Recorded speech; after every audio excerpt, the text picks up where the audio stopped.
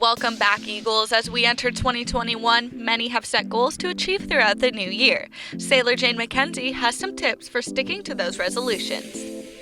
A school holiday for Martin Luther King Jr. Day is coming up, and Madeline Wentz takes a dive into what this day means. As we transition into spring sports, Emily Baldwin shines the spotlight on one group of girls and their drive to dominate this year. We were really motivated last year, had really high expectations. So I think automatically this group this year came into this season wanting to finish what we started last year. Live from Studio 301 at Prosper High School, this is Eagle Nation News. Good morning, Eagle Nation, and thank you for joining us. Today is Friday, January 15th. I'm Will Carlisle. And from 6 feet away, I'm Zach Manning. Superintendents from many different states across America are desperately pushing for an organized plan to vaccinate students and staff in schools in order to prevent the shutdown of schools once again.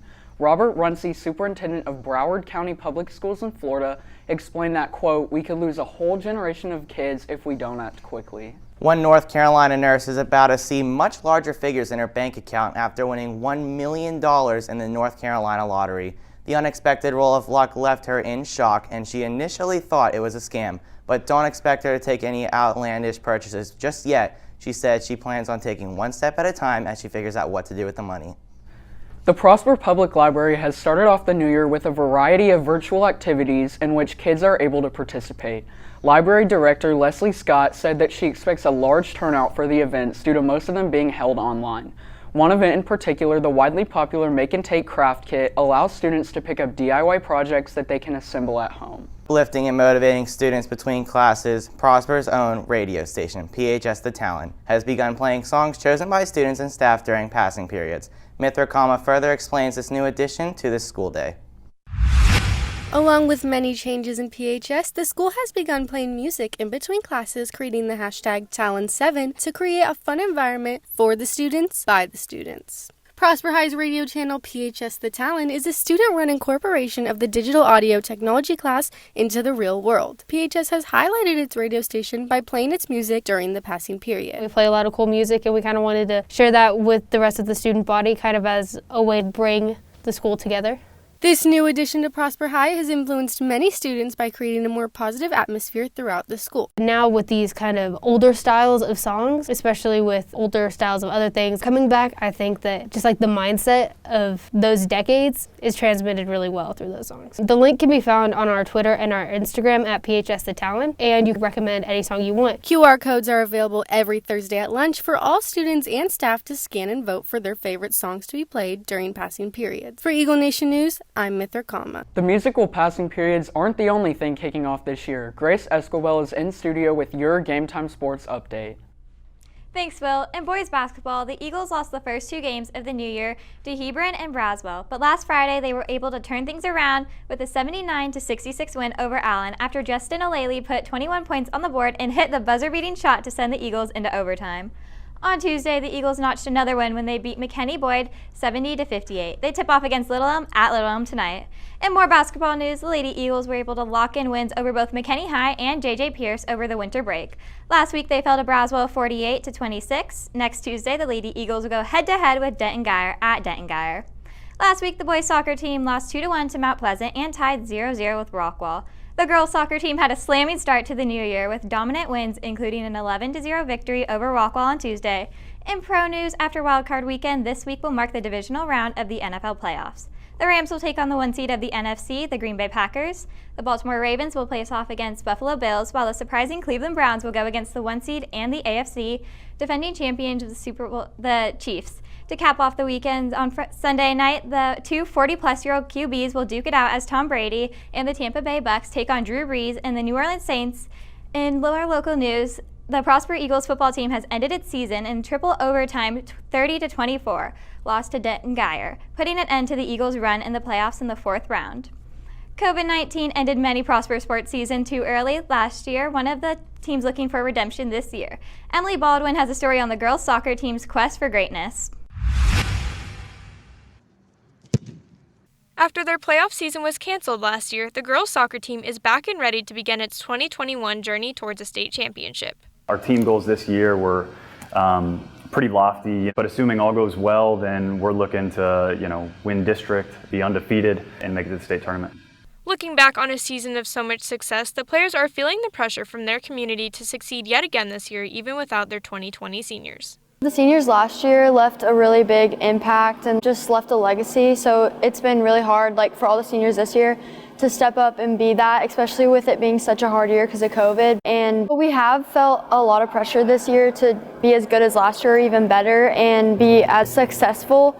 And I think from where we are right now, we will be able to do that. With COVID-19 still a prominent issue, there's never a guarantee that these athletes will get the full season they have prepared so hard for. Every game could be our last, so we just think of it that way. Last year it was really unexpected, so this year we're just playing our game like it's our last and playing our hardest. I think most of the girls are looking at hopefully making it to the state tournament, assuming we can actually finish our season. That's really our primary focus is focusing on the next game, making sure we're there on the field and have an opponent to play.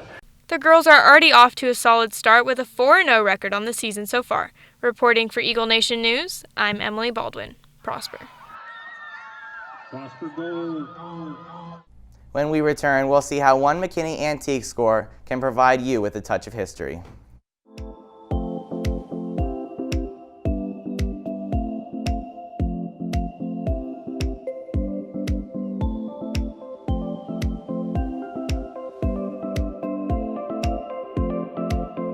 Truly vintage antiques can be difficult to come by. Allison Wood details how McKinney's Antique Company Mall has you covered.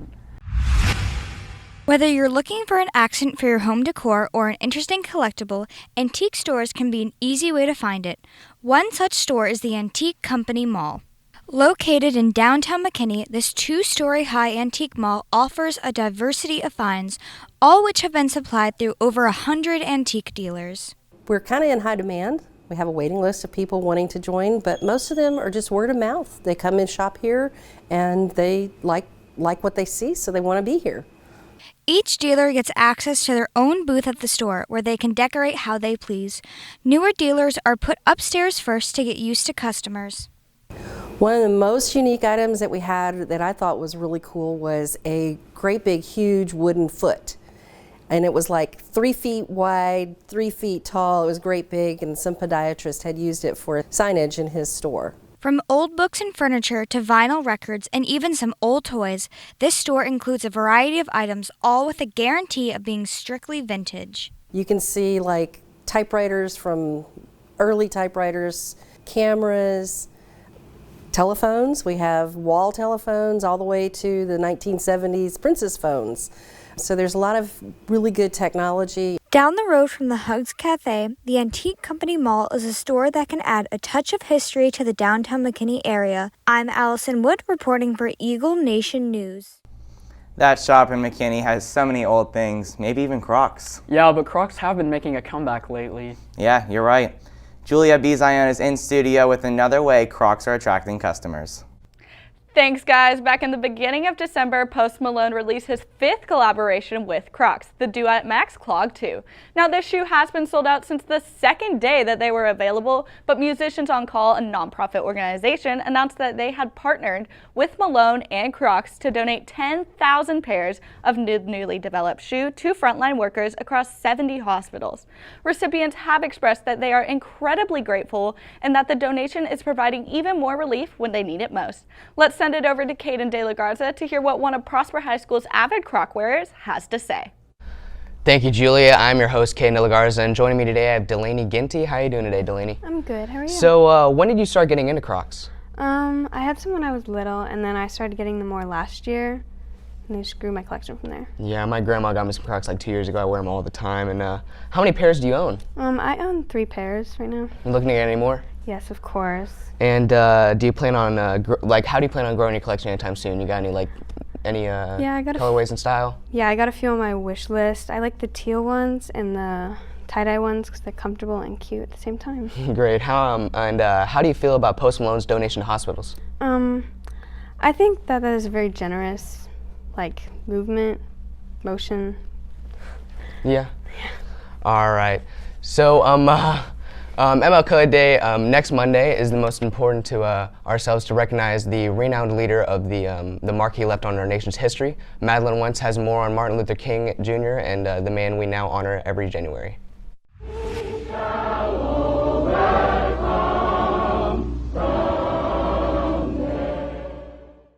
Martin Luther King Day is observed on the third Monday of January every year, but have you ever considered why we celebrate it? Martin Luther King Jr., born in 1929 in Georgia, was an African-American minister and civil rights activist. King is most known for his I Have a Dream speech given at the March on Washington in 1963. When all of God's children, black men and white men, Jews and Gentiles, Protestants and Catholics, will be able to join hands and sing in the words of the old Negro spiritual, free at last, thank God Almighty, we are free at last. King was assassinated in Memphis, Tennessee in 1968. 4 days later, a proposal was brought to Congress by Representative John Conyers to establish a holiday in King's memory. MLK Day was finally named a federal holiday in 1983. I'm Madeline Wentz, reporting for ENN. After this short break, Sailor Jane McKenzie reveals why a new year often causes people to hit the reset button.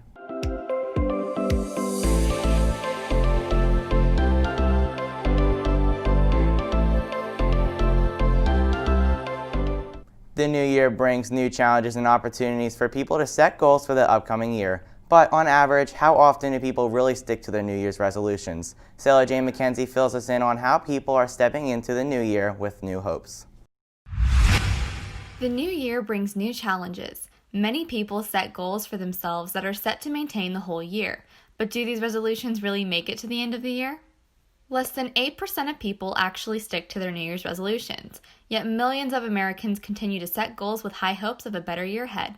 We see an increase of anywhere from 20 to 30 new riders, which are people that set those new goals for the New Year's and want to try something new. If you have a goal and it means something to you, you're more likely to stick with it as opposed to just a resolution that could kind of fade. You do see people that are very super pumped and ready to go in January, and then as that time goes on, they start to fade, but that's only if that goal or that resolution that they set didn't really mean anything to begin with. So it's all about how you set that goal and how you set that resolution to begin with. From setting goals in fitness to keeping up with the challenges of healthy eating, Ashley and Sean Green are the proud owners of Clean Juice in Frisco and have seen consistency with old and new customers. Some of our customers have consistently come in since we've been open, but now they may have a more heightened awareness about what their fitness goals are. We've been serving a lot of customers who are new to Clean Juice and seeing a lot of our customers come in and do cleanses, as well as get things for some of their friends too. Whether you want to lose weight, stay organized, or achieve anything else in 2021, it's all about sticking to your goals. Reporting for Eagle Nation News, I'm Sailor Jane McKenzie. That's all we have for you today, Eagle Nation. I'm Zach Manning. And I'm Will Carlisle. Thanks for tuning in, and we'll see you next week.